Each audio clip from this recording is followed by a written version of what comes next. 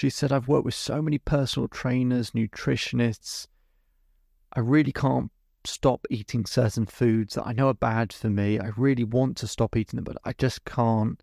And I've tried all these psychological techniques to make me not like certain foods, etc. And David, I'm just stuck. Hello and welcome to the Self-Belief Chief podcast. You're here with David Holman. Make sure to subscribe to the podcast wherever you're listening if you haven't done so already, so you can get the latest insights, science, research, information to help you propel and excel your life. Let's begin. So I was talking with Janine, and Janine really wanted to lose weight. Okay, she wanted to lose about 5 stone. And she said, I've managed to do that in the past, but I just don't really keep it off. And she said, I don't keep it off because I can't resist certain foods.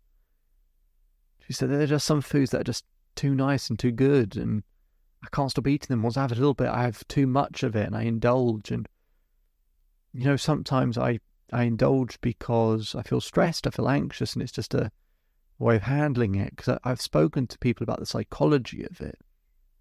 I've had people who try to ruin certain foods to maybe, imagine it being, covered in something disgusting or whatever. And it doesn't do anything. It doesn't change anything for me.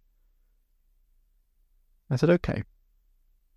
So I showed her these 5 steps I take people through to change any bad habit, whether it's to do with smoking, losing weight, any habit you want to get rid of or radically change.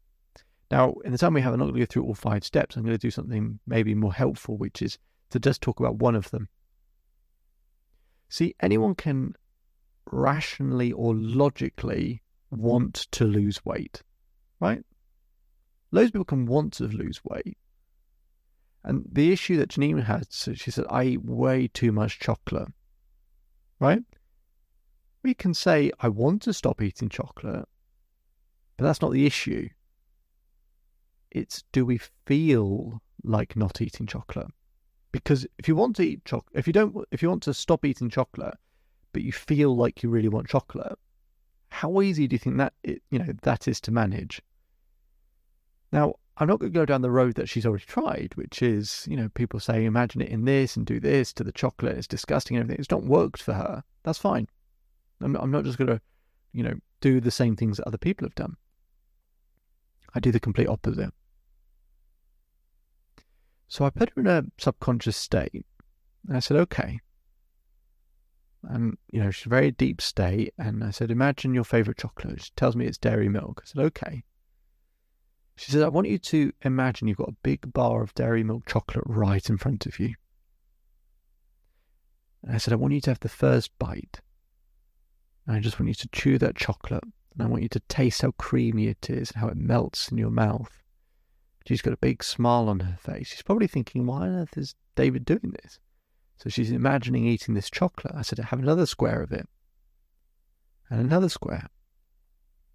And said, okay, so finish off that particular row. And then I get her to finish another row and finish another row. And she's enjoying it. And I say, keep tasting how creamy and chocolatey it is. And she has more. We imagine finishing that first chocolate bar.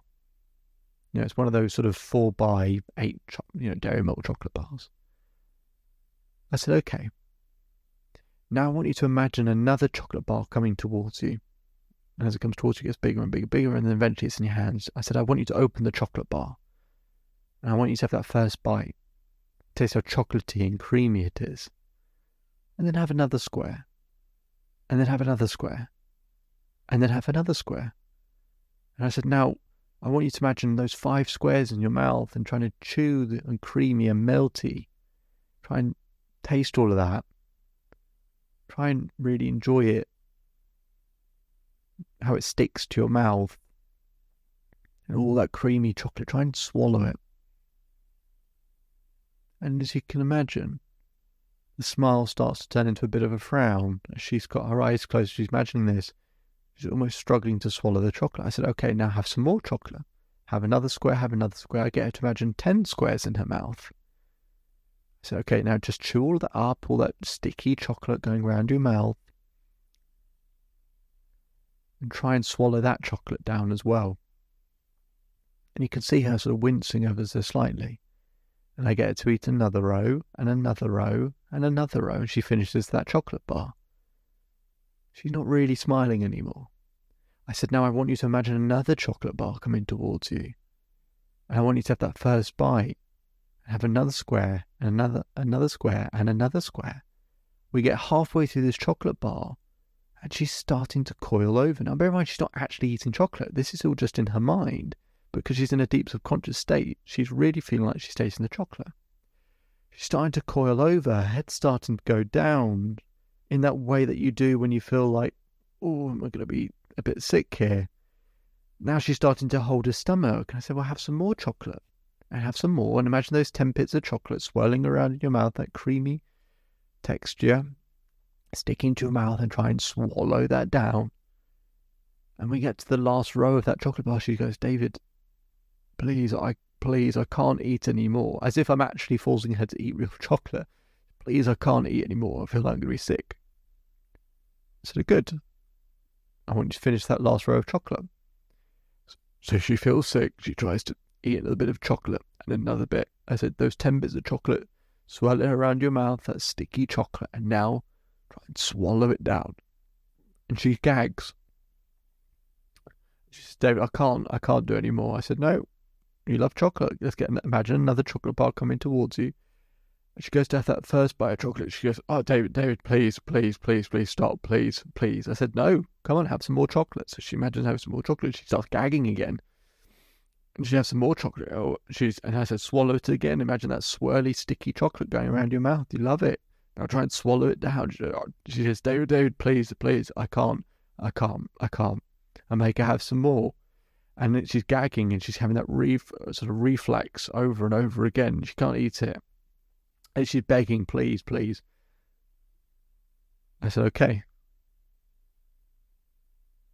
I said, open your eyes. She opens her eyes. She's coiled over. Her head's down. She's sort of peering up at me. I said, do you feel like having some chocolate right now? She goes, no. I don't. Place some chocolate in front of her. I said, eat it. She says, I can't.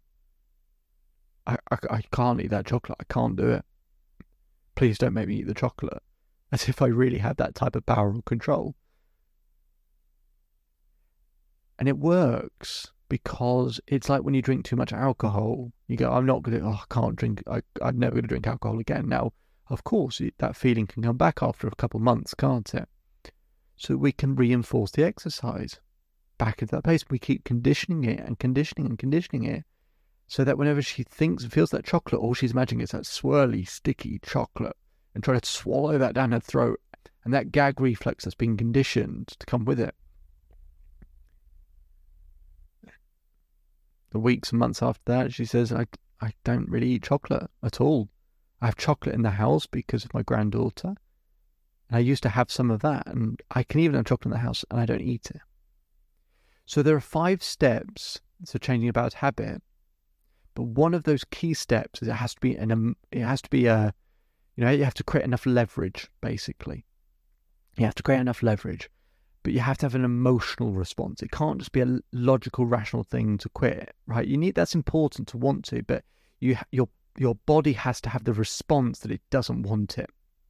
Now, that can be making something really disgusting, but it can also be that feeling of overconsumption. I find that's a really effective way of getting people in a deep state and imagine that overconsumption over and over again. That can help change any bad habit. If you want to find out more, go to the Self-Belief Chief website for more free resources and information. My name is David Holman. If you change today will change your life. So enjoy the rest of your day. Enjoy the rest of your life, and I'll speak to you again soon. Just one more thing before you go. So I hope you're enjoying the daily episodes. We put in a lot of work to keep providing content because to create permanent change needs consistency. To get that consistency, we want to make sure we keep providing you value on a daily basis. But to keep up with that pace, could we ask for one very small favour? If you could take the time to leave a 5-star rating either on Apple Podcasts or Spotify. We'll put a link in the description for you to be able to do so. That really, really helps us out and helps us to keep providing content as frequently as we do. And we'll do one more thing to provide some extra value. If you take a screenshot of your rating or review and send it to selfbeliefchief@gmail.com or DM us on Instagram, I will provide you with a free coaching session with myself. Okay, so it'd be fantastic if you could leave that 5-star rating so we can keep providing content. Just simply click on the link in the description. It'll take you 20 seconds. And if you want to go one step further, take a screenshot of that rating and review, send it to selfbeliefchief@gmail.com or DM us on Instagram, and we'll arrange a free coaching session for you. Hope you enjoy the rest of your day, and see you on the next episode.